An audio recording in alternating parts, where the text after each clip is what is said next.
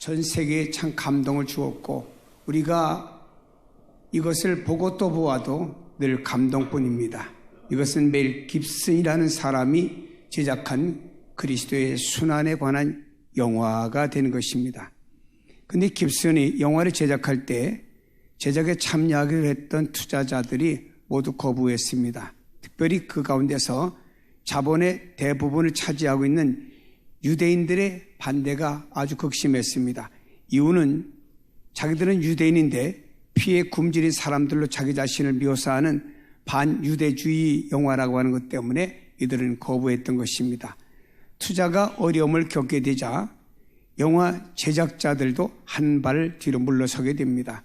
그러자 깁슨이라는 사람은 사제 2,500만 달러, 우리 한화로 270억을 투자했습니다. 이 영화는 돈 벌기 위해서 만든 할리우드의 상업 영화가 아니었습니다.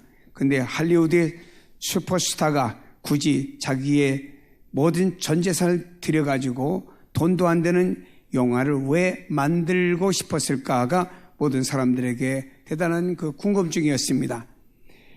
깁슨은 그의 고백에 의하면 자신이 슈퍼스타로서 각광을 받던 그는 알코올 중독에 빠지게 되었습니다. 대중의 환호 속에 파묻혀 유토피아의 정점에 살다가 마약과 도박으로 방탕한 생활을 하루하루 해나가게 되었습니다. 그러던 어느 날 자기가 창문을 열고 창밖으로 뛰어내려 자살하려고 하는 이런 어떤 충동을 느끼는 우울증에 시달리게 되다가 예수님을 만나게 됩니다. 그리고 십자가의 체험과 함께 깊은 회개를 하게 됩니다. 그때 그는 이렇게 고백합니다. 나는 정말 구제불능의 죄인이었구나. 내 죄악이 예수님의 십자가에 못 박히게 했구나 라고 하는 것을 생각하고 그의 삶이 변화되어서 예수님의 은혜를 내가 무엇인가 보답해야 되는데 어떻게 내가 예수님의 은혜를 보답할까 늘 다짐하며 생각하다가 깁슨이라는 사람은 이 영화를 12년 동안 구상해 왔습니다. 그는 예수를 전하고 싶은 마음에서 자기가 이쪽 반면의 전문가이기 때문에 어떻게 예수님을 전할까 하다가 영화를 제작해서 예수님을 전하기로 결심을 했습니다.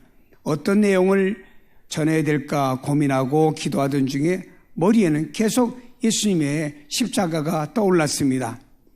너무 진지한 주제 같지만 예수님의 십자가를 빼놓고는 복음을 이야기할 수 없다고 하는 것을 깨닫게 되었습니다. 특별히 예수님께서 십자가에 처형되기까지 12시간의 그 일을 사실적으로 묘사한 내용입니다.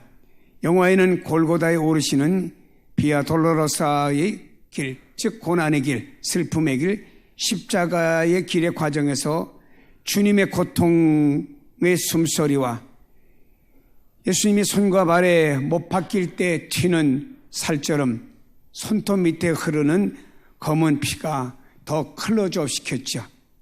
십자가에 처형되기까지 12시간 동안 예수님은 고난의 그 내용들이 화면을 통해서 눈과 귀와 우리 오감을 통해서 생생하게 전달되면서 사실적으로 묘사가 되었습니다. 이 시사회에서 빌리그레암 목사는 이렇게 고백을 했습니다. 예수님께서 당한 고난을 성경으로 보아서는 그 아픔을 느껴지지 않았는데 영화를 보고 나서야 그 아픔을 느낄 수가 있습니다 라고 하며 빌리그레암 목사님이 눈물로 고백을 했습니다. 영화가 상연된 다음에 인터뷰에서 기자들이 어떻게 십자가 사건을 이토록 생생하게 전달할 수 있느냐라고 묻자 그의 대답을 이렇게 깁슨은 말했습니다. 이 영화를 제작하는 그 기간 동안에는 우리 자신들이 먼저 정결해야 된다. 예수님의 십자가와 고난을 다루면서 우리가 정결하지 않고 배우로서만 활동하면 안 된다. 우리 자신이 정결해야 된다 해서 이 영화를 촬영하는 동안에 매일같이 오전 예배를 드렸습니다. 그리고 특별히 예수님의 역을 맡은 짐 캐비즐과 마리아 역을 맡은 모니카 벨루치는 또 예배를 마친 다음에 둘이 손잡고 이 역을 잘하게 해달라고 간절히 기도를 했습니다. 그로 인해서 영화에 종사했던 스태프들이 모두 다 이 영화를 촬영하면서 구원을 받았습니다. 심지어는 이 팀 멤버로 있었던 사람들 중에서 무신론자도 있고 모슬림 신앙을 가진 사람까지도 있었는데 이들이 다 기독교로 개종을 했다는 사실입니다. 그리고 촬영 중에 있었던 일화들이, 숨겨진 일화들이 다 드러났습니다. 영화를 촬영하는 중에 신기한 일들이 많이 일어났습니다. 영화를 촬영하는 중에 그곳에 왔던 시각장애인이 눈을 떴고 귀머거리가 듣게 되었고 또 그것에 왔던 많은 환자들이 병을 낫게 되었습니다. 예수님께서 십자가에 못 박히신 장면을 찍을 때 스텝 중에 한 사람이 왔다 갔다 하다가 번개, 벼락에 맞아서 그 자리에서 쓰러졌습니다. 근데 하나님의 은혜로 기적적으로 다시 일어나서 이 사람이 걸어갔습니다. 영화를 제작할 때 하나님께서는 놀라운 기적들이 많이 일어나게 해주셨습니다. 물론 이들이 예배드리면서 하나님 우리 통해 수많은 기적이 일어나게 해주세요 기도한 것도 아니었습니다. 다만 예수의 십자가의 고난을 생생하게 전달하려고 했었는데 이 놀라운 기적들이 그 안에서 나타났다라고 하는 것입니다. 왜일까요? 성경의 십자가의 도가 바로 복음이고 구원의 능력이기 때문인 줄로 믿습니다. 기독교는 한마디로 십자가의 도입니다. 어머니 하면 사랑을 연상하듯 기독교 하면 십자가입니다. 어디에도 기독교를 표시할 땐 꼭 십자가입니다. 왜 하필이면은 십자가 길인가? 딴 길이 없는가? 결론적으로 말하면 딴 길이 없습니다. 베드로도 말했습니다. 다른 이름으로 구원받을 이름을 하나님 이 세상에 주신 적이 없다. 오직 예수만이 해답이라고 말했습니다. 그럼 예수님 안에서 우리에게 첫 번째 온 것은 뭔가요? 십자가입니다. 십자가에서 구원을 경험해 보면 알지만 십자가 외에는 딴 길이 존재할 수가 없는 것입니다. 십자가에서 하나님을 만나고 십자가에서 새로운 인생을 경험하고 십자가의 길을 따라가는 사람이 바로 그리스도인이라고 하는 것입니다. 지금 여러분은 어떤 사람인가요? 맷 깁슨처럼 십자가의 도가 삶의 감격과 능력이 되고 있는가? 십자가의 길은 하나님의 사랑을 표현해 주는 것입니다. 전주 화산동에 있는 데이비스 선교사 기념비가 있습니다. 이 기념비는 군산에 있는 명명고등학교 학생들이 성금을 모아서 세운 데이비스 선교사 기념비입니다.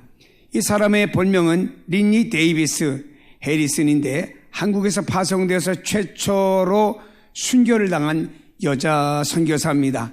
1896년 군산에서 아이들과 주부들 대상으로 선교하던 그 선교사가 결혼한 다음에 전주 서문 밖에 약방을 개설하고 환자들을 치료하며 선교를 했습니다. 그리고 자신을 파송한 미국 선교부에 지원을 요청해서 전주에다가 병원을 세우고 의료 선교를 하게 되었는데 그것이 바로 전주 예수병원이죠.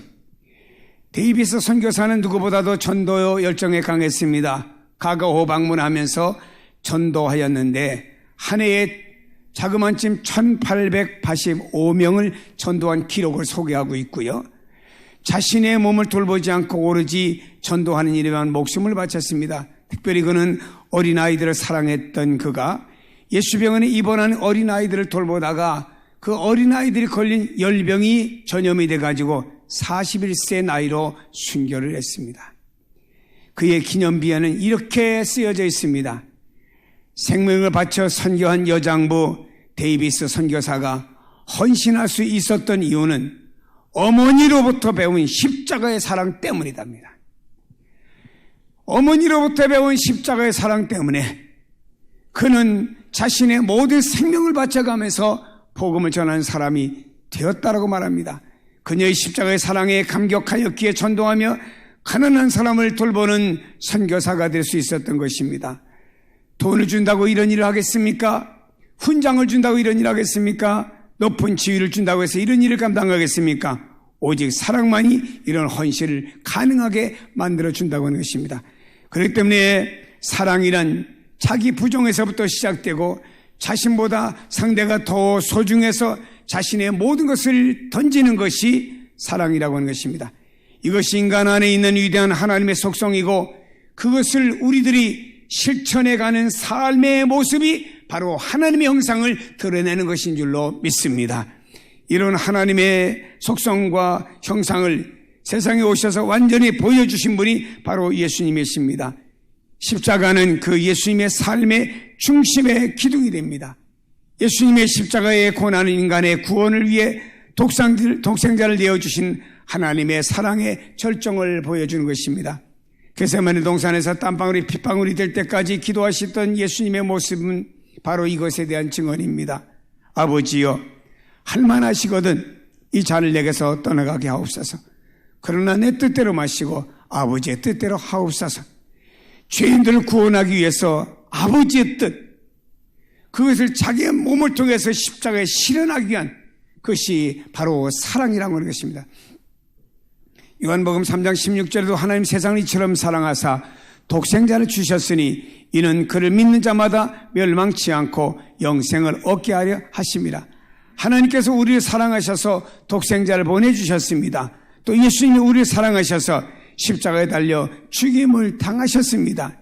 이 한없는 십자가의 사랑을 오늘 우리는 깊이 깨닫고 경험을 해야 됩니다. 성경은 이렇게 말씀합니다. 로마서 8장 32절에 자기 아들을 아끼지 아니하시고 우리 모든 사람을 위하여 내어주시니가 어찌 그 아들과 함께 모든 것을 우리에게 주시지 않겠느냐. 하나님께서 아들을 아끼지 않고 십자가에서 죽기까지 하셨는데 우리에게 무엇을 더 주지 않겠느냐라는 말씀이 되는 것입니다. 여러분, 우리는 그래, 내가 예수를 믿습니다. 그러니까 그 예수님과 함께 우리에게 모든 것 덤으로 주는 거 많이 주세요 라고 우리는 생각합니다. 그러나 쉽게 생각하면 됩니다. 그 이전에 내 안에서 하나님이 나를 사랑해 주신 그 독생자 예수 그리스도의 십자가가 막 뜨거워져야 되고 감격해야 되고, 이런 사람에게 하나님이 모든 것을 아끼지 않고 준다는 말씀이 해당이 되는 거예요. 그냥 지나친 지식으로 예수님이 나를 위해 죽으셔서 지식 갖고 모든 것이 해당되는 것은 아니라 이 말입니다. 독생자까지 아끼지 않고 십자가에 내어주신 하나님의 사랑을 우리는 바라볼 때 하나님 우리를 위해서 모든 것을 다 주신 하나님의 사랑입니다. 독생자 십자가에 못 박혀 처절하게 우리를 위해서 내어주신 하나님의 사랑은 다 주셨습니다. 이 다 주셨다는 말씀 안에는 예수님을 주셨기 때문에 그 예수님을 통해서 천국도 주셨고 영원한 생명도 주셨고 또한 이 땅에서 은혜와 복도 아낌없이 다 주시는 분인 줄로 믿습니다. 그 증표가 바로 예수 그리스도의 십자가의 죽음이고 사랑인 줄로 믿습니다. 십자가는 죄인을 구원하시는 하나님의 능력이 된 것입니다. 영국의 전도자이며 설교가였던 조지 휘필드는 십자가의 복음이 얼마나 놀라운 하나님의 능력인가를 우리에게 보여주고 있는 것이 사람 중 하나입니다. 휘필드가 미국의 조나단 에드워드 목사가 사역하는 교회 가서 부흥회를 하게 되었습니다. 많은 사람들이 모였는데 그의 십자가의 복음을 통해서 많은 사람들이 회심을 했습니다. 이때 상황을 에드워드 목사의 부인이 동생 제임스에게 보낸 글에게 이렇게 기록이 되어 있습니다. 복음을 들은 사람들이 복음을 들은 그날에 새로운 생각을 갖게 되었고 새로운 소원을 갖게 되었고 새로운 목적을 갖게 되었고 새로운 삶이 그 복음을 듣고 나서부터 시작이 되는 날로 되었다라고 그렇게 동생에게 편지로 전했습니다. 맥켈록은 조지 필드의 설교 들은 사람들에 대해서 이렇게 평가를 하고 있습니다. 말씀의 능력 아래 들어온 사람들은 저주와 욕설과 술 취함을 포기해버렸습니다. 불의한 행동을 뉘우치게 했고 복수심에 가득 찬 사람들을 용서를 베풀게 했습니다. 사람들로 하여금 하나님의 말씀을 배우는 학생으로 만들었고 천국에서 아버지와 교제하려고 하는 생각을 가득 차고 그것을 위해 노력하는 사람으로 바꿔놓았습니다 라고 맥켈로는 그 집회 이후의 상황을 이렇게 말했습니다. 여러분, 이것이 십자가의 복음을 통해 나타나는 하나님의 능력입니다. 이와 같이 하나님의 능력과 사랑이 여러분의 심령에 충만하기를 원합니다. 십자가의 복음만 믿으면 하나님의 능력으로 삶의 변화를 가져오게 합니다. 중요한 것은 내 안에 십자가의 복음이 얼마나 감격하고 얼마나 확실하고 그 주님의 십자가의 복음을 생각할 때 얼마나 내 가슴이 뜨거우냐, 여기에 따라서 하나님의 능력으로 우리의 삶에 놀라운 변화가 이루어진다라고 하는 것입니다. 십자가의 복음만이 하나님의 사랑과 구원과 능력을 경험하게 만드는 통로가 되는 줄로 믿으시기를 바랍니다. 십자가의 도가 멸망하는 자들에게 미련한 것이지만 구원을 얻는 우리에게는 하나님의 능력이 되는 줄로 믿습니다. 주기철 목사님이 경북 의성경찰서에서 극심한 옥고를 치르시고 살 날이 얼마 남지 않은 것을 직감하고 산정인교회에서 이렇게 마지막 설교를 하셨습니다. 그 설교 내용의 일부를 소개하면, 나는 저들의 손에 체포되어 오래 감옥에 있다가 강단에 다시 서게 되니 하나님의 은혜에 감사할 따름입니다. 나를 위해 기도하며 기다렸던 교회 여러분들 다시 보게 되니, 또 여러분 앞에 다시 설교하게 되니 감개가 무량합니다. 감옥에서 늘 기도하던 제목이 있었는데 그 기도의 제목은 죽음의 권세를 이기게 하여 주옵소서, 이것이었습니다. 나는 바야흐로 죽음에 직면하고 있습니다. 나의 목숨을 빼앗으려고 검은 손이 시시각각 닥쳐오고 있기 때문입니다. 그래서 죽음에 직면한 나는 사망의 권세를 이기게 하옵소서 기도하지 않을 수가 없었습니다. 사망의 권세는 마귀가 위협하는 최대의 무기인가 봅니다. 그래서 죽음이 두려워 의를 버리며 죽음을 면하려고 믿음을 버린 사람들이 얼마나 많습니까? 주님의 수제자 베드로 역시 죽음이 두려워서 가야바 법정에서 예수님을 부인하고 계집종 앞에서 3번이나 예수님을 모른다고 맹세하였으니 누가 감히 죽음이 무섭지 않다고 장담할 수가 있겠습니까? 아담 이후 모든 사람은 다 죽습니다. 근데 폐결의 환자로서 요양원에 눕지 아니하고 예수님의 종으로서 감옥에 갇힌 것은 정말 큰 은혜입니다. 그리고 예수의 이름으로 사형장에 나가는 것은 더더욱 그리스도인의 최대의 영광이라고 나는 생각합니다. 주님을 위해서 100번 죽어도 좋지만 주님을 버리고 100년, 1000년 산다 한들 그 무슨 삶이겠습니까? 주님, 이 목숨이 주님께 욕되지 않게 하옵소서. 주님은 우리를 위하여 십자가에 달려 돌아가셨습니다. 머리엔 가시관, 2손과 2발은 쇠못에 찢겨져 최후의 피 한 방울까지 다 쏟으셨습니다. 주님은 나를 위해 이처럼 죽으셨는데 내 어찌 죽음이 무서워 주님을 모른 채 하겠습니까? 다만 일사각오뿐입니다. 그리스도의 사람은 살아도 그리스도인답게 살고 죽어도 그리스도인답게 죽어야 됩니다. 죽음이 무서워서 예수님을 저버리지 마세요. 불의 꽃과 같이 시들어 떨어지는 목숨을 아깝다고 지옥에 떨어지면 얼마나 두렵겠습니까? 그러나 한 번 죽어 영원한 천국 복락을 누린다고 하면 얼마나 즐겁겠습니까? 그러니 주기철 목사는 죽는다고 여러분 슬퍼하지 마세요. 나는 더럽게 사는 것보다 차라리 죽고 또 죽어 주님을 향한 정절을 지키려고 합니다. 주님을 따라, 나의 주님을 따라서 죽는 죽음은 내가 원하는 바입니다. 나에게 일사각오만 있을 뿐입니다. 소나무는 죽기 전에 찍어져야 시푸르고 백합화는 시들기 전에 떨어져야 향기롭지요. 세례 요한은 33세에 스데반은 청년의 뜨거운 피를 뿌려 순교했습니다. 이 몸도 시들기 전에 주님의 제단 앞에 제물이 되고 싶습니다.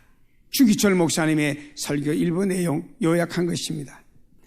십자가의 복음은 구원의 능력이고 십자가의 복음이 생명입니다. 그러므로 이 복음을 믿는 사람에게 죽음의 권세, 사망의 권세까지도 이겨내는 십자가가 능력이 된다는 사실을 믿기를 바랍니다. 십자가의 복음으로 충만한 사람은 그 땅에 살면서 자신이 감당해야 될 사명을 능히 감당합니다.